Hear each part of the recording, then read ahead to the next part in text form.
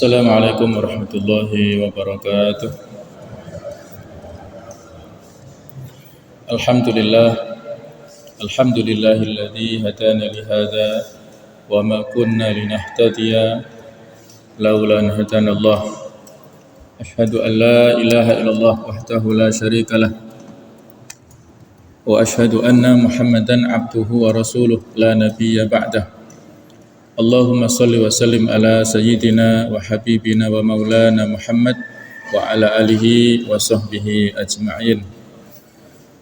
Allahumma anfa'na bima 'allamtana wa 'allimna ma yanfa'una.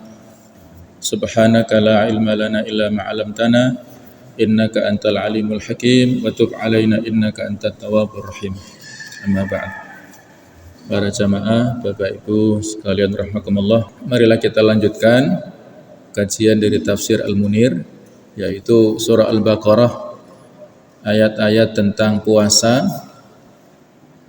ayat 183 sampai dengan 185 pada bagian yang ketiga ini insyaallah, di mana sudah kita bahas tentang masalah kedudukan kata dalam kalimat, yaitu masalah i'rabnya, kemudian masalah dari sisi kebahasaan, baik itu balaghah sastranya ataupun kosakatanya, dan juga sababun nuzulnya.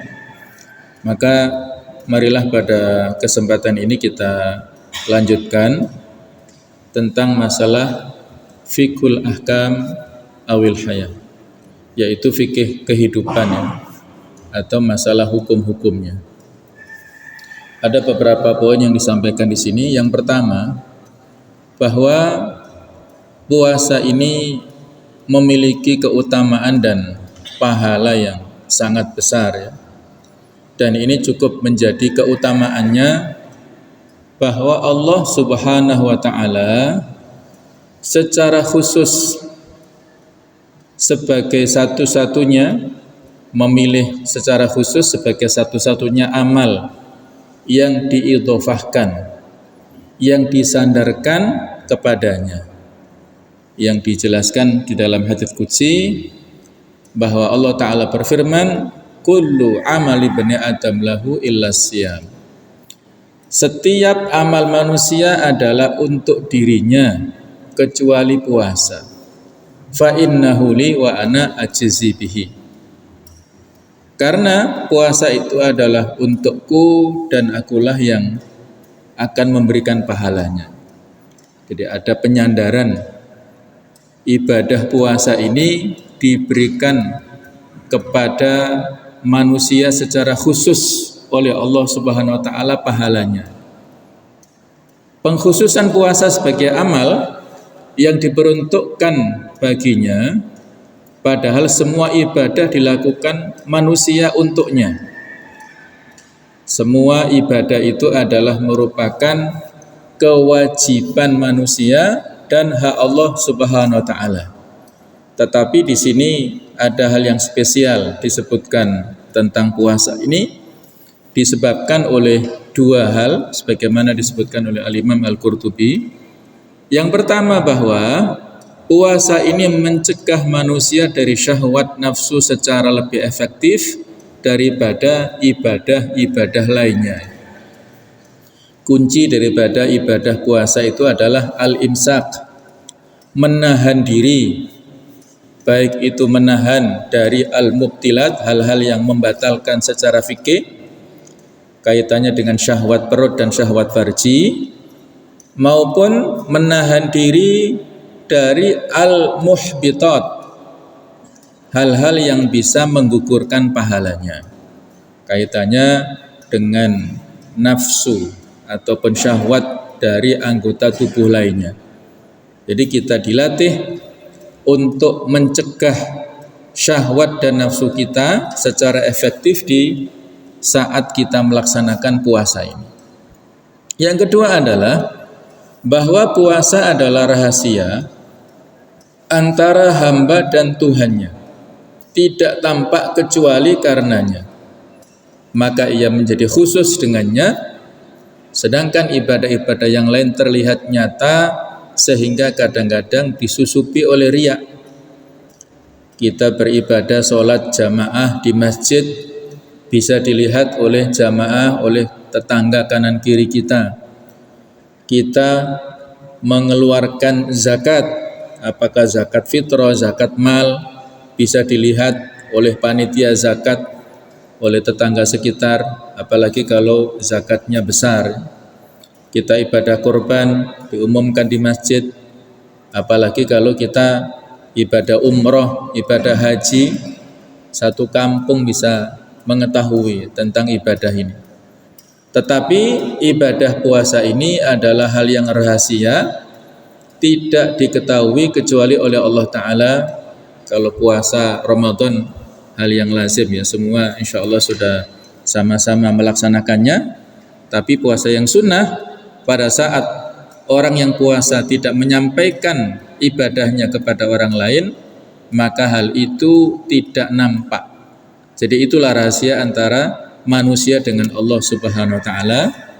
Maka Allah Ta'ala yang secara khusus memberikan balasan kepadanya. Yang kedua adalah bahwa puasa ini mempersiapkan jiwa untuk ketakwaan, yaitu la'allakum tattaqun. Jadi ini adalah inti target daripada pelaksanaan madrasah Ramadan. Jadi puasa adalah sebab munculnya ketakwaan kepada Allah, karena ia mematikan syahwat dan juga karena sebagaimana disabdakan oleh Rasulullah SAW bahwa asyamu junnatun, puasa itu adalah ibarat pelindung, benteng atau tameng dari maksiat dan pelemah nafsu birahi. Jadi target pelaksanaan madrasah Ramadan yang di dalamnya ada ibadah yang utama adalah puasa ini, la'allakum tattaqun, supaya kita meraih ketakwaan. Dan takwa ini adalah pesan yang wajib disampaikan oleh para khotib Jumat yang memiliki dua sisi, tidak bisa terpisahkan, yaitu ijtinabun nawahi wamtithalu awamir, melaksanakan segala perintahnya dan menjauhi segala larangan Allah Ta'ala. Melaksanakan perintah ini kita aplikasikan dalam bentuk amal-amal yang baik di bulan Ramadan, ibadah mahdhah atau ghairu mahdhah kita maksimalkan. Nah, sedangkan menjauhi larangan ini adalah kita menjauhi hal-hal yang haram, yang syubhat, bahkan yang mubah pada siang Ramadan ini kita jauhi. Ini adalah inti daripada pelaksanaan saum, dan itulah yang bisa mengantarkan seseorang kepada ketakwaan. Poin yang ketiga adalah bahwa orang sakit dan musafir boleh tidak berpuasa di bulan Ramadan, dan keduanya wajib mengqadha pada waktu yang lainnya.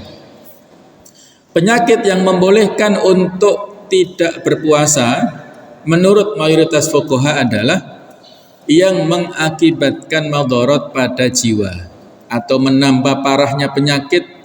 Yang diperhitungkan dalam hal ini adalah dugaan yang kuat, biasanya adalah rekomendasi dari para ahli medis, para dokter yang berkompeten di bidangnya.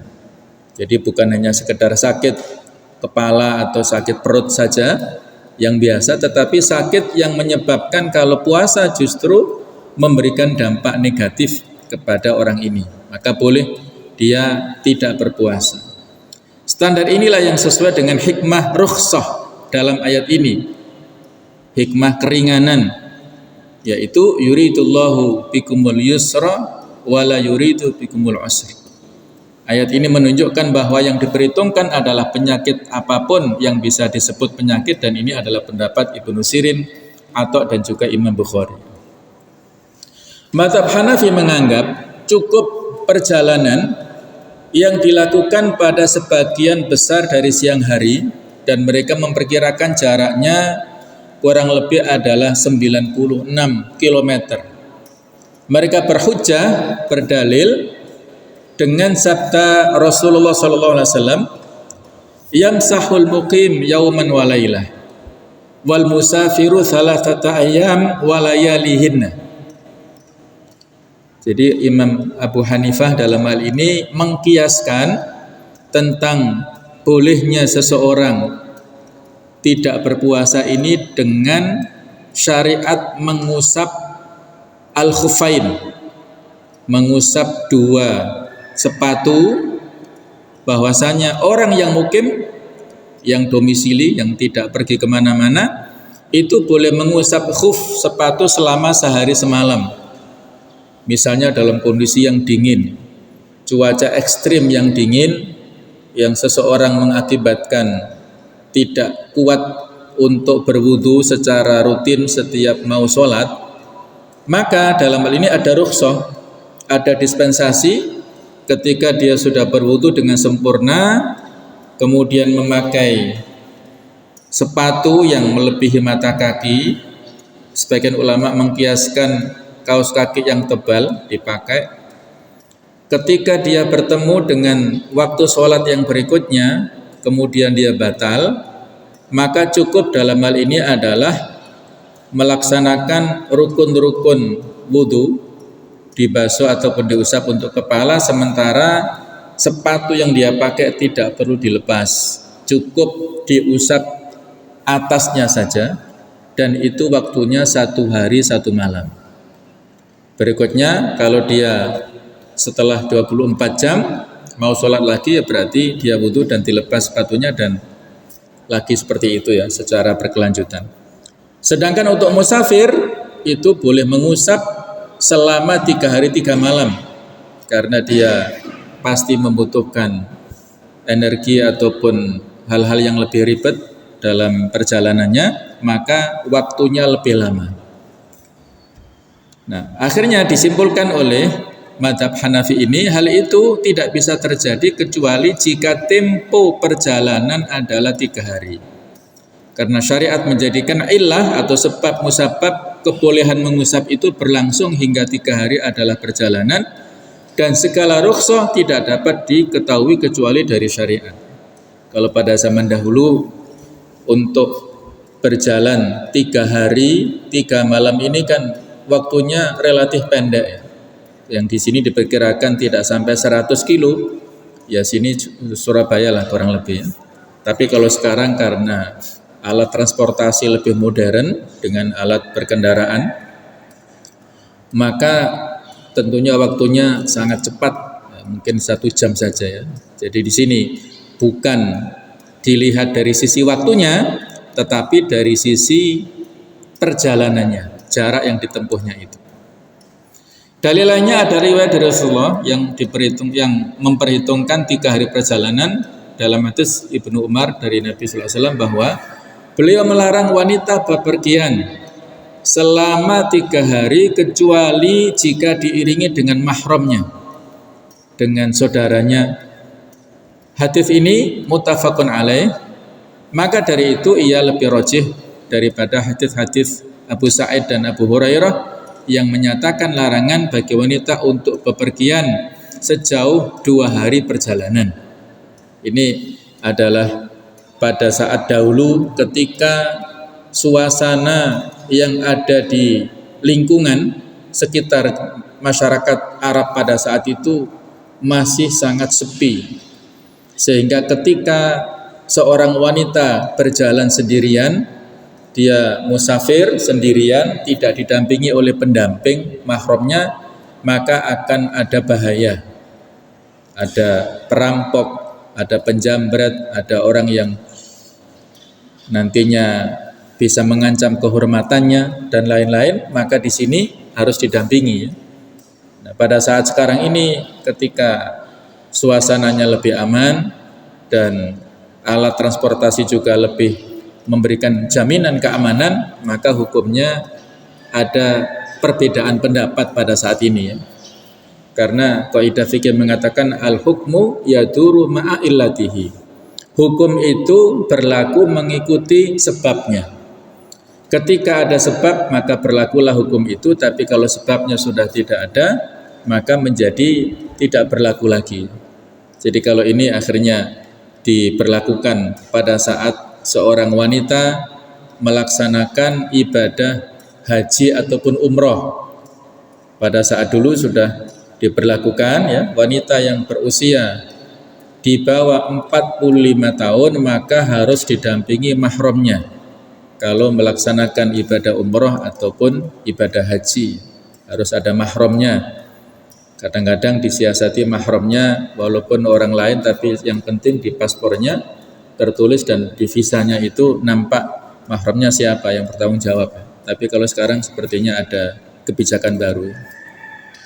Mayoritas fuqaha berpendapat bahwa tidak berpuasa adalah rukhsah, jadi terserah musafir apakah mau berpuasa atau tidak, karena dalam ayat ini terdapat kata yang disembunyikan takdirnya, seperti ini kalau kita tampakkan ya. Faman kana minkum maridun aw ala safar, barang siapa di antara kalian yang sakit atau dalam perjalanan, maka kata-kata fa'aftir itu tidak disebutkan dalam ayat ya. Ini disembunyikan. Yang kalau ditakdirkan, ditampakkan seperti ini bunyinya fa'aftir, maka berbukalah. Boleh dia berbuka, silahkan. Fa'alaihi iddatun min ayamin ukhar.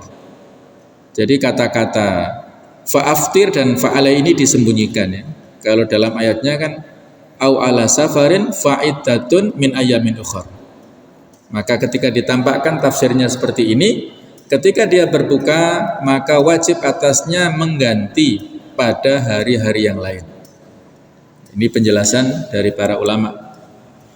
Abu Dawud dalam sunannya meriwayatkan dari Aisyah bahwa Hamzah al-Aslami bertanya kepada Rasulullah SAW, wahai Rasulullah, apakah saya boleh berpuasa dalam perjalanan? Beliau menjawab, sum in syi'ta wa aftir in syi'ta. Berpuasalah kalau kamu mau dan berbukalah kalau kamu mau, terserah. Ini adalah pilihan. Kalau mau berpuasa lanjutkan ketika tidak membebankan, tidak memberatkan. Maka disinilah para ulama menyimpulkan ya bahwa untuk membuat sebuah kebijakan dalam hal fikih ini kan ada tahapan ilmunya ya, ilmu ijtihad namanya. Jadi tidak langsung berdalil kepada tekstual, tetapi kepada masalah-masalah yang lainnya. Di antaranya yang paling pokok adalah fiqhul waqi', fikih realita. Orang dalam kasus yang sama, dalam masalah yang sama bisa berbeda hukumnya ketika realitanya itu berbeda. Ya, contohnya seperti ini. Kalau pada saat ini ada orang yang bertanya pada kita, Ustadz saya mau ke Jakarta, apakah boleh saya tidak berpuasa? Ya kita klarifikasi dulu, kita tanyakan, kamu ke Jakarta naik apa? Apakah naik pesawat yang hanya butuh waktu kurang lebih 1,5 jam, apalagi kalau dari Malang tidak perlu ke Surabaya, ataukah naik kereta, ataukah bahkan naik bis yang waktunya lebih lama? Nah, ketika dia menyampaikan saya naik pesawat, nah, maka di sini jawaban yang tepat sebaiknya kamu tetap puasa. Karena pada saat seorang naik pesawat tidak membutuhkan banyak energi, ya. Dia nyaman di pesawat, ada AC-nya, kemana-mana nanti ada yang mengantar. Nah, berarti dia lebih baik berpuasa. Tapi kalau dia misalnya naik bis, kalau dari Malang mungkin jam berapa ya? Jam 1 ya barangkali ya, habis zuhur. Nah, nanti sampai di sana itu kalau sekarang ada tol lebih cepat, kalau dulu bisa 18 jam ya. Jadi kalau seperti itu yang berat pada zaman dulu, maka bisa dia tidak berpuasa pada hari itu. Jadi masing-masing tergantung realita yang penanyanya itu. Itu makna daripada kaidah al-hukmu yaduru ma'a illatihi wujudan wa adaman. Hukum itu berlaku mengikuti sebabnya, apakah ada atau tidak. Sejumlah sahabat, misalnya Ibnu Abbas, Abu Sa'id Al-Khudri, Anas bin Malik, Jabir bin Abdullah, Abu Darda dan Salamah meriwayatkan bahwasanya Nabi sallallahu alaihi wasallam pernah berpuasa dalam perjalanan dan para sahabat pun berpuasa bersama beliau di bulan Ramadan pada tahun penaklukan Mekah. Kemudian beliau bersabda kepada mereka, beliau mengatakan begini ya, innakum qad tanautum min aduwikum wal fitru aqwalakum fa'aftiru wahai para sahabatku, sesungguhnya kalian itu sudah dekat dengan musuh dan berbuka akan lebih membuat kalian kuat, maka berbukalah.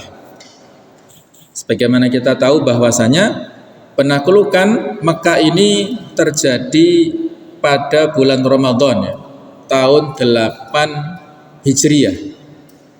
Nah, pada saat itu beliau mempersiapkan segala sesuatunya secara rahasia. Walaupun ada upaya membocorkan rahasia itu, tetapi Allah menggagalkannya. Nah, dalam hal inilah beliau tetap waspada dan berjaga-jaga. Ketika mau mendekati Mekah, ketika mau melaksanakan peperangan, beliau justru memberikan perintah kepada para sahabat, al-fitru aqwalakum, dengan berbuka maka itu akan lebih menguatkan, lebih memberikan kekuatan pada saat perang menghadapi orang-orang kafir Quraisy di Mekah. Sebagian sahabat Ibnu Abbas dan Ibnu Umar berkata, yang wajib atas musafir dan orang sakit adalah tidak berpuasa. Kemudian mereka wajib berpuasa pada hari yang lain dengan dalil secara zahir sabda Nabi sallallahu alaihi wasallam, laisa minal birri asyamu fis safar. Berpuasa dalam perjalanan bukan termasuk kebajikan. Ini Abdullah bin Abbas dan Ibnu Umar sepakat ya, padahal masing-masing ini biasanya ada sedikit perbedaan ya. Di kalangan sahabat, Abdullah bin Abbas ini adalah dikenal seorang ulama yang moderat. Jawaban-jawaban dan fatwanya itu adalah sangat bisa diterima oleh kalangan-kalangan yang menengah, artinya yang kurang mampu ya dari sisi semangatnya. Sedangkan Abdullah bin Umar itu cenderung di kalangan sahabat yang kenceng ya, yang kalau sekarang bahasanya ekstrim lah, yang sangat ketat. Tapi dalam hal ini mereka sepakat bahwasanya musafir ini tidak berpuasa. Berdalil pada hadis ini, laisa minal birri, bukan termasuk kebaikan asyamu fis safar, berpuasa dalam perjalanan.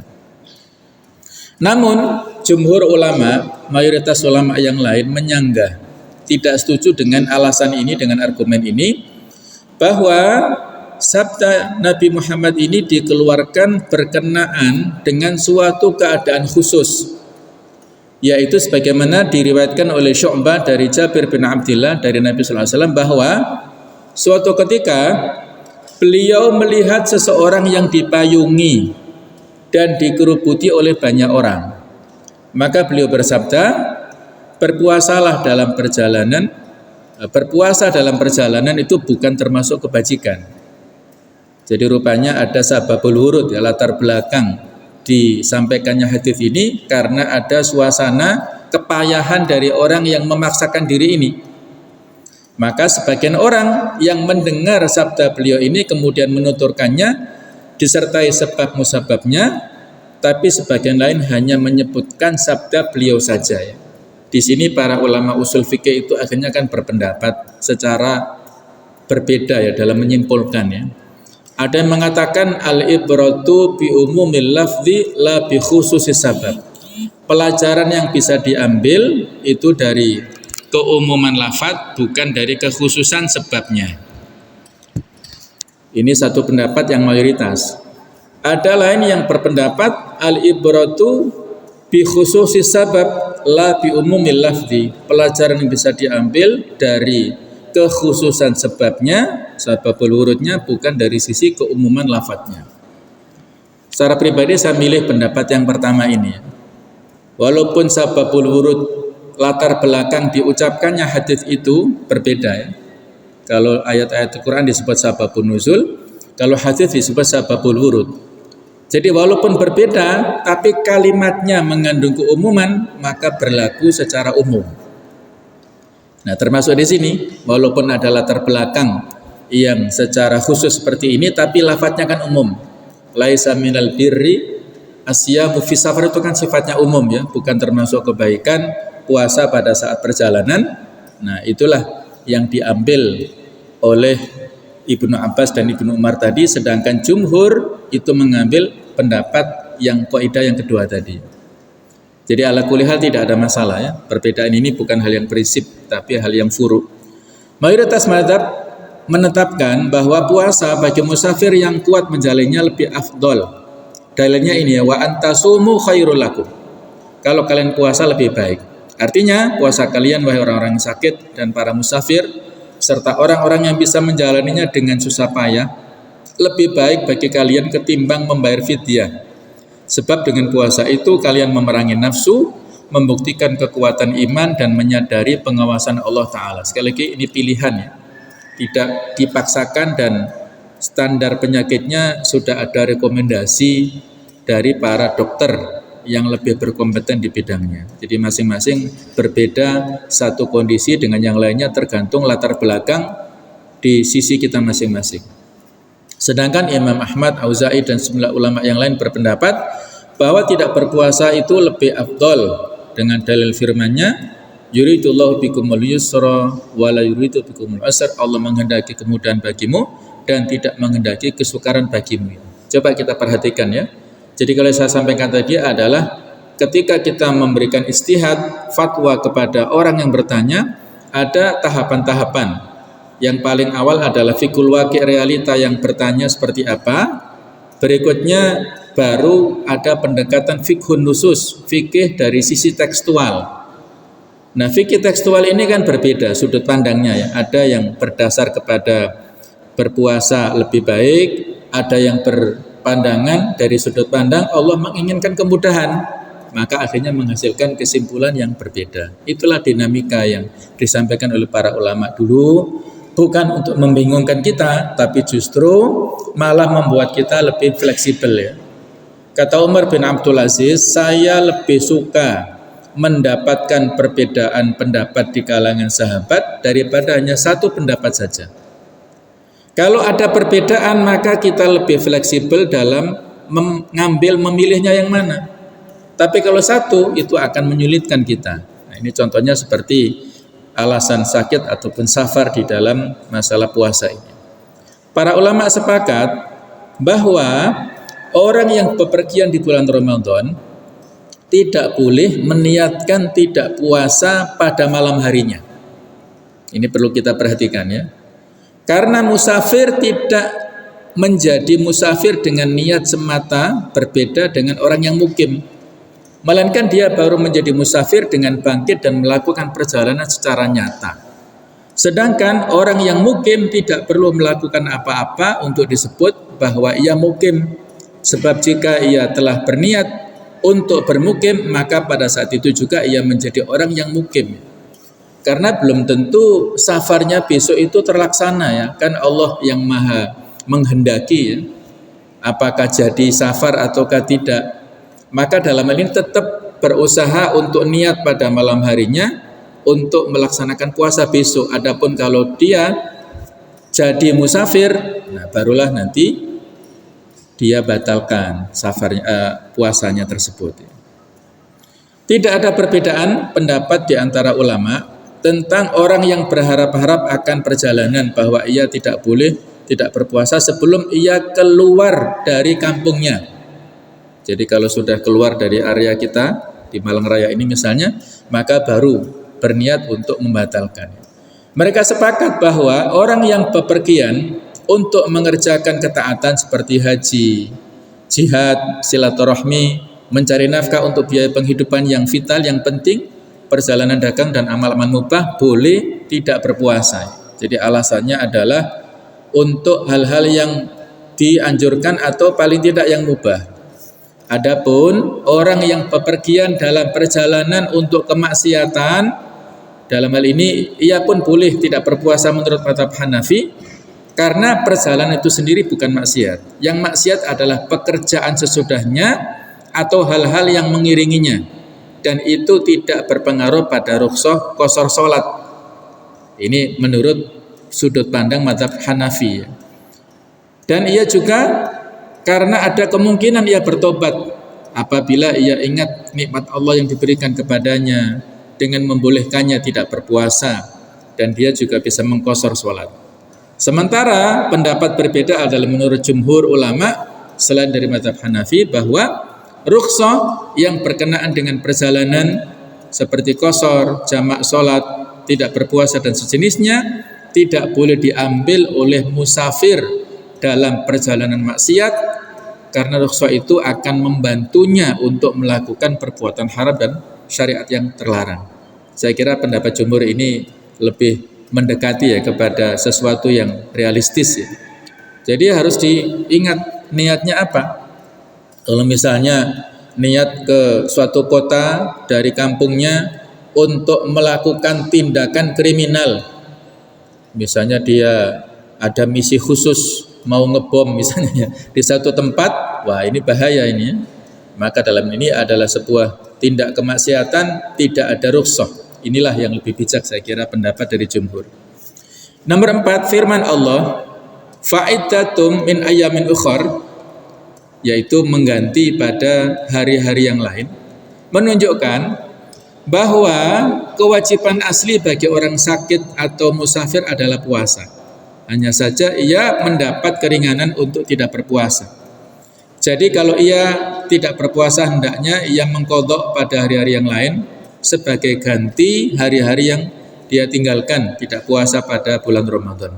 Ini adalah pendapat dari jumhur, dari mayoritas ulama. Alasannya karena makna ayat ini adalah seperti ini. Maknanya adalah barang siapa di antara kamu sakit atau bepergian, lalu ia tidak berpuasa, maka ia harus berpuasa pada hari-hari yang lain setelah ia tidak berpuasa. Kalau penduduk negeri berpuasa selama misalnya 29 hari, dan negeri itu ada seorang yang sedang sakit yang tidak pernah sembuh selama itu, maka ia mengqadha sebanyak 29 hari. Menurut jumhur dianjurkan, tidak wajib maksudnya menjalani puasa qadha itu secara berurutan harinya. Jadi ketika mengqadha mengganti pada di luar bulan Ramadan tidak harus berurutan, karena ayatnya fa'iddatum min ayyamin ukhar bersifat mutlak, tidak menetapkan hari-harinya harus berpisah atau berurutan. Dan kalau seseorang melaksanakan puasa hari-hari itu secara terpisah-pisah, berarti ia telah berpuasa pada beberapa hari yang lain. Daruqutni meriwayatkan dengan sanad yang sahih bahwasanya Aisyah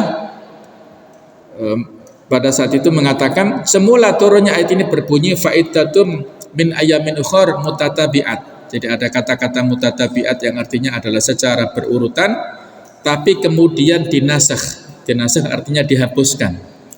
Sehingga yang berlaku adalah tidak secara berurutan, enggak masalah. Jadi ayat ini menunjukkan wajibnya mengqadha tanpa penentuan batas waktunya.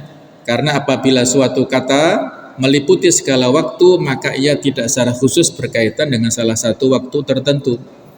Ini terutama bagi ibu-ibu yang ada waktu libur di bulan Ramadan, yaitu masa-masa haid, maka dalam hal mengqadhanya tidak harus secara berurutan, bisa sesuai dengan kelonggaran dan kemampuannya.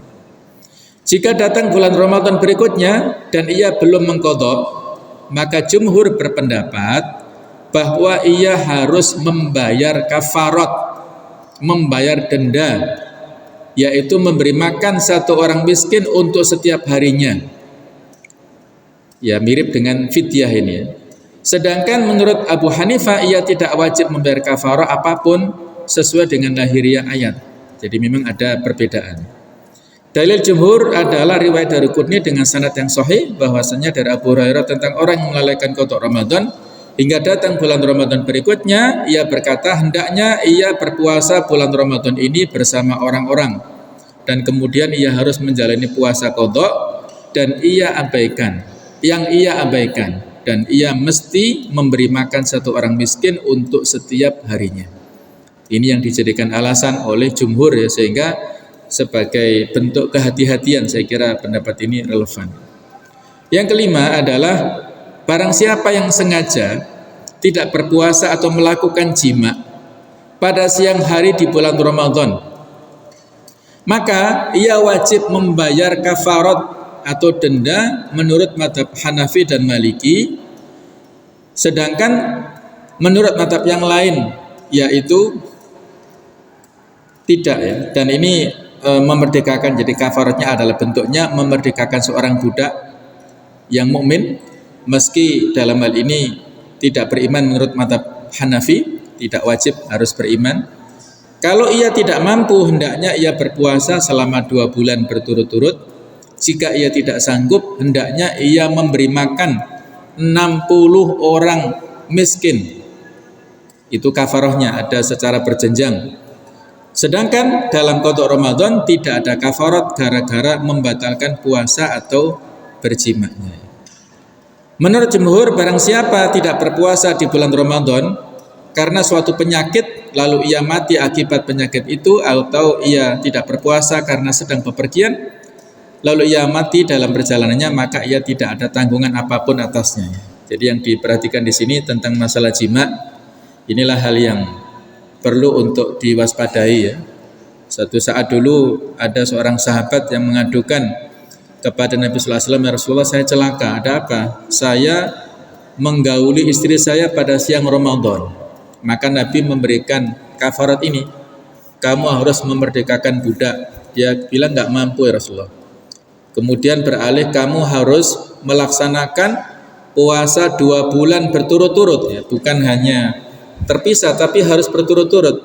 Maka dia katakan, ya Rasulullah, saya puasa Ramadan saya tidak mampu, apalagi kalau mengqadha, maksudnya nggak mampu menahan syahwatnya. Kemudian Nabi mengatakan, kalau begitu kamu harus memberi makan kepada 60 orang miskin. Dia jawab, saya ini orang yang paling miskin di Madinah, tidak ada yang lebih miskin dari saya. Wah, ini Nabi tertawa. Akhirnya beliau mendapatkan kurma dan diberikan kepada sahabat ini, kalau begitu pulang saja kamu, berikan ini kepada keluargamu. Ini contoh betapa Islam ini fleksibel ya. Dia yang sudah melanggar tetapi justru mendapatkan hadiah kurma itu gara-gara tidak mampunya ya. Kita bukan meniru kelonggaran dari sisi pelanggarannya ya, tapi yang menjadi catatan di sini bahwa Islam itu hukumnya ada sisi muruna, fleksibel, tapi saat yang lain juga harus ketat ya. Tidak boleh melonggar-longgarkan. Berikutnya adalah barang siapa meninggal sementara ia punya tanggungan puasa Ramadan, maka bagaimana hukumnya? Ini ada khilafiyah, perbedaan di antara ulama. Menurut jumhur mayoritas, yaitu mazhab Maliki, Syafi'i dan mazhab Hanafi, seseorang tidak boleh berpuasa atas nama orang lain. Dengan dalil secara umum firman Allah Ta'ala, alla taziru waziratun wizra ukhra. Seseorang tidak akan memikul beban dosa orang lain. Atau ada hadis atau ada ayat yang lainnya, wa allaisa lil insani illa ma sa'a. Seseorang hanya memperoleh apa yang telah diusahakan. Artinya dia tidak menanggung dosa ataupun dia menggantikan perbuatan orang lain. Ini dalil yang disepakati oleh jumhur. Dalil lainnya adalah hadis lain, la yusalli ahadun an ahadin. Tidak boleh seorang menggantikan sholat orang lainnya. Wala yasumu ahadun an ahadin. Tidak boleh seseorang mempuasakan orang lain. Walakin yut'imu anhu. Tetapi diganti dengan memberikan makanan.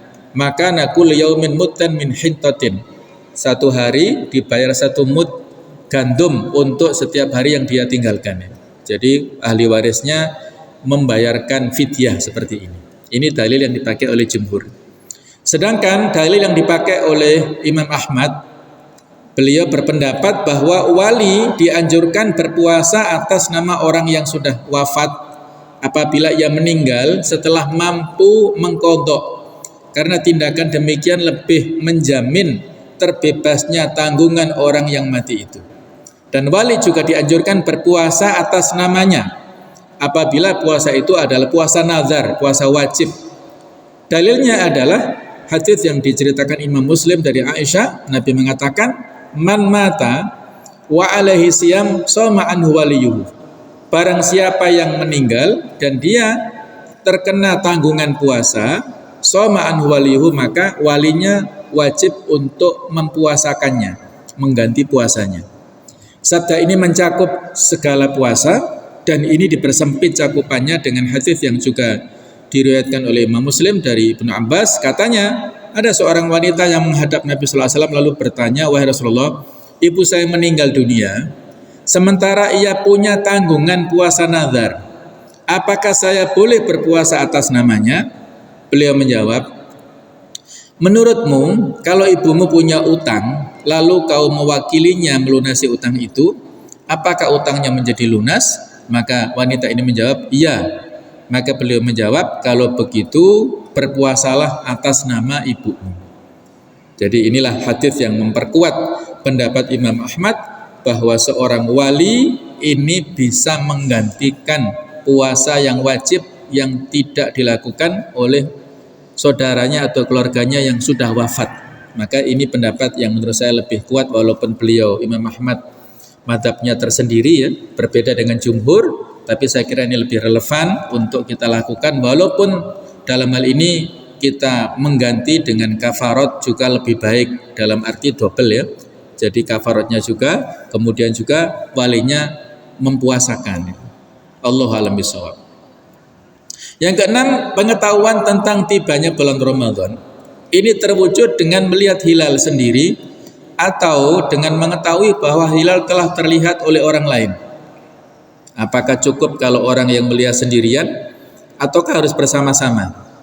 Nah, dalam hal ini ilmu hisab dan astronomi tidak masuk hitungan jumhur, tidak menjadi standar awal masuk Ramadan atau awal masuk Idul Fitri. Maka dalam hal ini sebagaimana dalam hadis Nabi, asyahru tis'atun wa ishruna, bahwasanya bulan itu bilangannya adalah 29.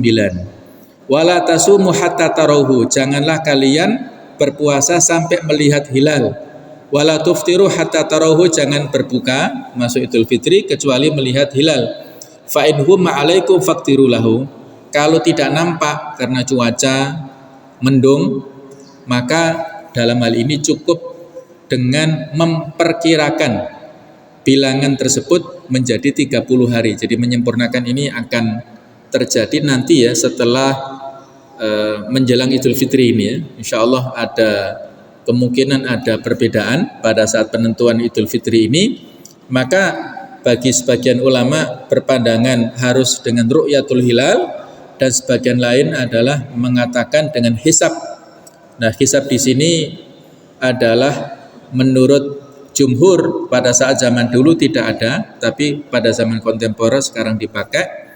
Nah, kata-kata faktirulahu, kalau ini makna awalnya adalah memperkira-kirakan, yang dalam hadis yang lain adalah disebutkan fa'akmilul iddah, yaitu menyempurnakan bilangan yang sudah kita tinggalkan. Kalau masuk Ramadan berarti bilangan Sya'bannya kita sempurnakan 30. Kalau masuk Syawal berarti bilangan Ramadan kita sempurnakan menjadi 30 hari di bulan Ramadan. Tetapi menurut pendapat yang lain, faktiru lahu itu maknanya adalah memperkira-kirakan dengan ilmu hisab, yaitu dengan perhitungan. Jadi inilah perbedaan di kalangan ulama, yang mana masing-masing memiliki dasar, memiliki dalil, dan kita harus saling menghargai kalau satu sama lain ya. Kemungkinan ada beberapa informasi untuk yang memilih kemungkinan pada saat nanti Kamis tanggal 20 sore itu hilal dihisapnya itu mungkin hanya 1 derajat di atas ufuk. Itu sudah menjadi dalil yang cukup bagi sebagian kita untuk menentukan puasa pada hari Jumatnya tanggal 21-nya, dan kemungkinan negara-negara teluk, ada Arab Saudi, Uni Emirat Arab, ada Qatar, ada Kuwait, itu kemungkinan ya Allah alam itu memilih waktu ini. Tapi bagi yang berpandangan kita oleh pemerintah Indonesia ini mengikuti kesepakatan menteri-menteri agama di Asia Tenggara, yang menjadi batas minimal itu adalah hilal harus berada 3 derajat di atas ufuk. Karena kalau 1 derajat susah, nggak bisa dilihat, maka minimal 3 derajat, dan itu belum ada pada saat Kamis sorenya itu. Maka menyempurnakan bilangan Ramadan menjadi 30, dan puasa kemungkinannya yang diputuskan pemerintah itu adalah pada hari Sabtunya, tanggal 22-nya. Allahu a'lam ya, masing-masing ada dasarnya dan harus saling menghormati. Apakah kemunculan hilal Ramadan ditetapkan berdasarkan kesaksian 1 orang atau 2 orang? Ada 2 pendapat di kalangan ulama. Menurut Imam Malik, kesaksian 1 orang ini tidak diterima dalam masalah ini. Sebab ini adalah kesaksian atas hilal. maka tidak diterima kesaksian kurang dari 2 orang. Sama seperti kesaksian atas hilal Syawal dan Dzulhijjah untuk Idul Kurbannya. Sedangkan menurut jumhur, ucapan satu orang yang berperangai baik, yang dia orang yang jujur, ya tidak berdusta, insya Allah dalam hal ini adalah diterima sebagaimana dalam hadis yang artinya orang-orang sedang berusaha melihat hilal, lalu kuberitahu Rasulullah bahwa aku telah melihatnya, maka beliau berpuasa dan menyuruh orang-orang untuk berpuasa. Jadi ini kesaksian satu orang saja dari Abdullah bin Umar diterima, dan saya kira ini yang lebih kuat ya. Kemudian kesaksian seorang wanita bisa diterima menurut mazhab Hanafi dan Hambali, sementara menurut mazhab Maliki dan Syafi'i tidak diterima ya. Jadi seperti hadis ahad, hadis yang walaupun diterima dari jalur yang tidak sampai mutawatir, ini juga menjadi dalil bagi kita semuanya walaupun dalam masalah akidah ini pendapat daripada Ahlussunnah wal Jamaah. Begitu pula dalam hal penentuan awal Ramadan atau awal Syawal ini, walaupun satu orang tapi dia jujur dan ada buktinya, dia disumpah misalnya, maka dalam hal ini seharusnya bisa diterima testimoninya atau beritanya. Nomor 7, orang yang melihat hilal Ramadan atau hilal Syawal sendirian, maka dalam hal ini menurut Syafi'i, barang siapa melihat hilal Ramadan sendirian maka hendaknya ia mulai puasa. Dan barang siapa melihat hilal Syawal sendirian maka hendaknya ia menghentikan puasa dan hendaknya ia menyembunyikan hal itu supaya tidak membuat syubhat ya, kalau dia nggak ada temannya. Sedangkan Imam Malik dan Ahmad berkata, orang yang melihat hilal Ramadan sendirian hendaknya berpuasa, sebab tidak seyogyanya ia tidak puasa sementara ia tahu bahwa hari itu adalah sudah masuk Ramadan. Sedangkan orang yang melihat hilal Syawal sendirian tidak boleh menghentikan puasa, karena orang-orang akan menuduh orang yang tidak berpuasa di antara mereka sebagai orang yang tidak amanah. Jadi dia walaupun dalam hal ini melihat tapi sendirian, maka dia rahasiakan supaya tidak menjadi syubhat. Nah, ini akan terjadi ya, insya Allah ada gerhana matahari ya, kurang lebih insya Allah pada tanggal 20-nya nanti ya. Kalau ada gerhana matahari misalnya, sebagaimana yang terjadi pada bulan Ramadan tahun 1404 Hijriah, dan sebagian manusia telah berpuasa 28 hari akibat terlihatnya hilal Syawal, maka wajib mengqadha 1 hari demi melengkapkan bilangan bulan, yaitu minimal 1 bulan itu terdiri 29 ya. Bulan-bulan Hijriah itu antara 29 minimal, maksimal 30. Jadi kalau puasanya hanya 28 harus ditambah 1 hari. Nah, seperti itu. Allah alam apakah nanti berpengaruh pada bulan akhir bulan ini, maksudnya bulan Ramadan ini tanggal 20 kemungkinan ada gerhana matahari, apakah terjadi seperti ini? Maka dalam hal ini akan menjadikan perbedaan pendapat ya, seperti ini ya. Jadi Allah alam, kita tunggu saja bagaimana dinamika nanti ya. Sedangkan di sini ada perbedaan pendapat di antara ulama tentang matlak. Matlak itu adalah waktu munculnya hilal. Yaitu ada 2 perbedaan. Menurut jumhur ulama, mereka berpendapat wihdatul matoliq. Seluruh dunia Islam itu 1 matlak, 1 tempat munculnya hilal. Artinya kalau di Indonesia sudah melihat hilal, maka di Saudi wajib mengikuti ru'yahnya orang Indonesia. Kalau di Saudi sudah melihat hilal, nantinya kita pun juga mengikuti, walaupun kita lebih dulu ya, 4 jam daripada di Saudi sana, tetap ru'yah mereka kita ikuti. Ini pendapat jumhur. Tapi pendapat mazhab Syafi'i, masing-masing negara itu memiliki ru'yatul hilal secara berbeda-beda, matlaknya berbeda-beda. Walaupun negara kita dengan Malaysia mungkin dari sisi garis bujurnya itu ada sisi kesamaan, tapi karena berbeda matlaknya, maka masing-masing berbeda dari sisi kebijakan awal puasanya atau Idul Fitrinya. Jadi sekarang ini ya seperti itu ya kondisinya, ada perbedaan kebijakan negara tersendiri, keputusannya tersendiri, walaupun itu satu bujur dengan negara tetangga kita, tapi karena pemerintahnya berbeda menghasilkan keputusan yang berbeda. Jadi tidak ada masalah perbedaan dalam hal matlak ini. Sedangkan firman Allah tentang masalah takbir, walitukabbirullaha, Ini menjadi dasar kita untuk menyampaikan tradisi di masyarakat kita takbiran itu. Jadi takbiran ini adalah merupakan syiar yang kita sampaikan di akhir Ramadan. Waktunya bisa setelah terbenamnya matahari di akhir Ramadan sampai dengan pelaksanaan sholat Idul Fitri. Itu sebagai finishnya. Ketika imam sudah mau takbir itu sudah selesai berarti ya. Nah, ini disampaikan oleh para ulama kita ya tentang kesimpulan dari firman Allah walitukabirullah. Nah, sedangkan berikutnya poin yang nomor 10, perkara yang bisa membatalkan puasa dan yang tidak. Ini saya sampaikan secara sekilas. Puasa menjadi batal gara-gara makan, minum, dan jima yang dilakukan dengan sengaja. Di samping itu ia menjadi batal akibat obat ataupun muntah yang disengaja, onani atau masturbasi secara sengaja, masuknya air ke organ tubuh bagian dalam pada waktu berkumur, dan menghirup air lewat hidung yang dilakukan secara berlebihan. Merokok, menelan dahak menurut mazhab Syafi'i, tapi ini susah ya kalau kita hindari, dan menelan secara sengaja benda apapun yang mencapai organ tubuh bagian dalam, baik benda itu makanan ataupun bukan.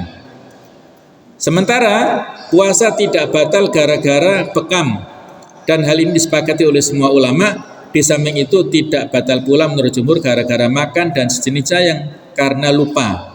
Tapi menurut mazhab Maliki ini bisa membatalkan ya. Kalau bekam ini ada perbedaan. Dulu Nabi pernah menyuruh seorang wanita dan temannya, dua-duanya membatalkan puasa karena pada saat itu masing-masing ngerumpi, berghibah saat berbekam, sehingga Nabi menyuruh kepada dua wanita ini membatalkan puasanya.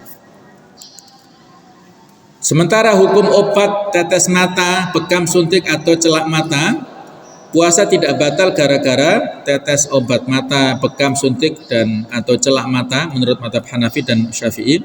Sedangkan menurut Hambali dan Maliki, celak mata yang pasti mencapai kerongkongan ini bisa membatalkan puasa. Demikian pula bekam menurut mereka membatalkan puasa apabila kelihatan darahnya. Dan puasa tidak batal gara-gara bersiwak, berkumur dan menghirup air lewat hidung yang dilakukan secara tidak berlebihan. Juga tidak batal gara-gara mandi dan berenang. Menurut mazhab Syafi'i, puasa jadi batal lantaran masuknya air yang dipakai berkumur, menghirup lewat hidung dan bersiwak ke dalam organ dalam tubuh, walaupun hal itu terjadi karena lupa atau tidak sengaja. Kemudian yang berikutnya, puasa tidak batal apabila seseorang tiba-tiba muntah dan ia tidak menelannya sedikit pun. Juga tidak batal lantaran mencabut gigi asalkan ia tidak menelan darah atau obatnya.